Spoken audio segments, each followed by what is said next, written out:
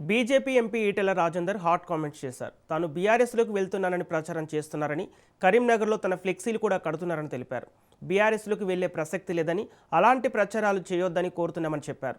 పార్టీలు మారటం బట్టలు చేంజ్ చేసేంత ఈజీ కాదని చెప్పారు.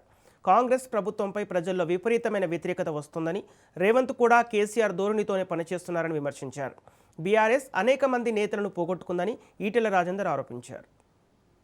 వాళ్ళం బయటకు వచ్చి చెప్పుకుందామంటే కూడా ఎవరు రాయని పరిస్థితి, ఎవరు చెప్పని పరిస్థితి, అనివార్యమైన పరిస్థితులలో మేము భారతీయ జనతా పార్టీలో జాయిన్ అయినాం. మేము సమాజానికి మళ్ళీసారి తెలియాల్సిన అంశం ఏంటంటే, ఈ మధ్య కాలంలో నాది, శోభమ్మ గారిది కరీంనగర్లో ఫోటో వేసి జీవన్ రెడ్డి గారు వీళ్ళంతా మళ్ళీ పార్టీ మారుతుందని చెప్పి పోస్టర్లు పెట్టుడు, దానికి కొంతమంది మాలాంటి కూడా దాన్ని ప్రమోట్ చేసి ఇట్లాంటివి జరుగుతూ ఉన్నాయి. నేను ఆ రోజు చెప్పిన మళ్ళీ ఈ రోజు చెప్తున్నా, పార్టీలు మారడం బట్టలు మార్చుకున్నంత తేలిక కాదు అని.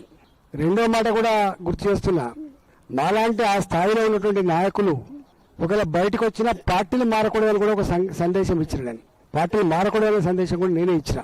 ఆనాడు మాలాంటి వాళ్ళం బయటకు వచ్చి చెప్పుకుందామంటే కూడా ఎవరు రాయని పరిస్థితి, ఎవరు చెప్పని పరిస్థితి, అనివార్యమైన పరిస్థితులలో మేము భారతీయ జనతా పార్టీలో జాయిన్ అయినాం. మేము సమాజానికి మళ్ళీసారి తెలియాల్సిన అంశం ఏంటంటే, ఈ మధ్య కాలంలో నాది, శోభమ్మ గారిది కరీంనగర్లో ఫోటో వేసి జీవన్ రెడ్డి గారు వీళ్ళంతా మళ్ళీ పార్టీ మారుతుందని చెప్పి పోస్టర్లు పెట్టుడు, దానికి కొంతమంది మాలాంటి కూడా దాన్ని ప్రమోట్ చేసి ఇట్లాంటివి జరుగుతూ ఉన్నాయి. నేను ఆ రోజు చెప్పిన మళ్ళీ ఈ రోజు చెప్తున్నా, పార్టీలు మారడం బట్టలు మార్చుకున్నంత తేలిక కాదు అని.